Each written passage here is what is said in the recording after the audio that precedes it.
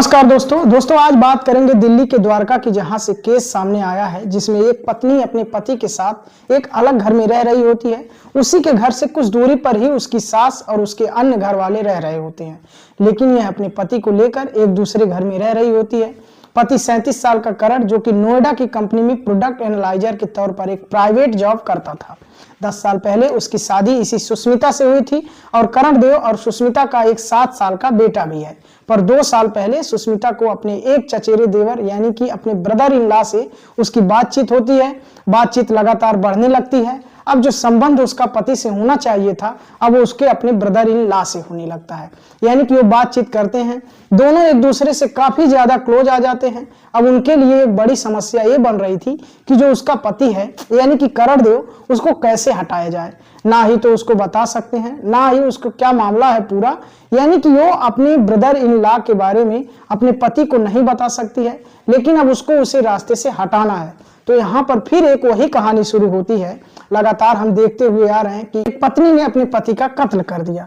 यहाँ पर भी वही मर्डर हुआ। मर्डर किस तरीके से हुआ, यह बड़ा चौंकाने वाला था।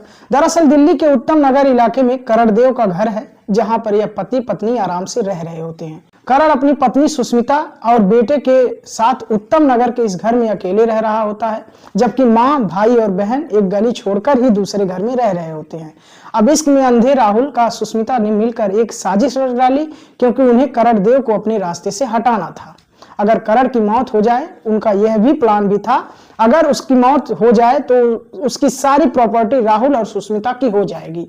राहुल यानी कि सुष्मिता का ब्रदर इन लॉ, करण देव का चचेरा भाई, सुष्मिता का चचेरा देवर, और उसके बाद ये दोनों शादी करने का भी सोच रहे थे। इसके बाद इन्होंने प्लान बनाया कि करण की मौत को इस तरीके से किया जाए ताकि वह एक हादसा लगे और इनका नाम भी सामने ना आए। इसलिए पहले उन्होंने करण को नींद की गोलियां देना शुरू किया, लेकिन कुछ वक्त बीत जाता है। करण की मौत नींद की गोलियां से नहीं हो पाती है। अब ऐसे में जो पूरी केस का खुलासा होता है वो होता है चैट से। अब इसी दौरान जब पत्नी सुष्मिता को यह लगता है कि उसने अपने पति करण को नींद की गोलियां तो दे दी है, पर उससे कुछ हो नहीं रहा, इस वक्त यानी कि जब वो अपने पति को मरते हुए देखता चाह रहा थी, उसी दौरान वह अपने प्रेमी राहुल को यानी कि अपने ब्रदर इन लॉ को मैसेज करती है कि मैंने तो उसे सारी नींद की गोलियां दे दी, पर उसे अभी तक कुछ भी नहीं हुआ। अब आगे क्या किया जाए। उसके दौरान इन लोगों की बातचीत होती है, जो पुलिस के पास सारी चैट्स मौजूद है। इसके बाद ये दोनों तय करते हैं कि अब करण को करंट देना होगा ताकि उसकी मौत हो जाए। सुबह होने पर जब अब सुष्मिता को यकीन हो चुका था कि करण मर चुका है, यानी कि उसे करंट दे दिया गया है, तब वह रोती चीखती भागती हुई घर वालों के पास पहुंचती है और बताती है कि करण को करंट लगने की वजह से उसकी मौत हो गई है। सुष्मिता की बातों पर किसी को भी जरा सा भी शक नहीं हुआ। सबने मान लिया कि करण की मौत इसी वजह से हुई है। घर वाले उसे फौरन हॉस्पिटल लेकर गए, लेकिन उसे मृत घोषित कर दिया गया। करण की लाश को देखकर डॉक्टर्स को शक हुआ था। सिर पर, हाथ पैर पर टेप के निशान नजर आ रहे थे। वह टेप के निशान क्यों थे, क्या थे, इसकी वजह सुष्मिता और राहुल को तो पता थी, लेकिन डॉक्टर्स और घर वालों को नहीं पता थी। उसे तार लपेटकर करंट देकर मारा गया है। इसके बाद लाश का पोस्टमार्टम होता है, लेकिन करण की पत्नी सुष्मिता और करण का चचेरा भाई राहुल यह नहीं चाहते थे कि पोस्टमार्टम हो, क्योंकि उसके बाद सच्चाई सामने आ जाएगी।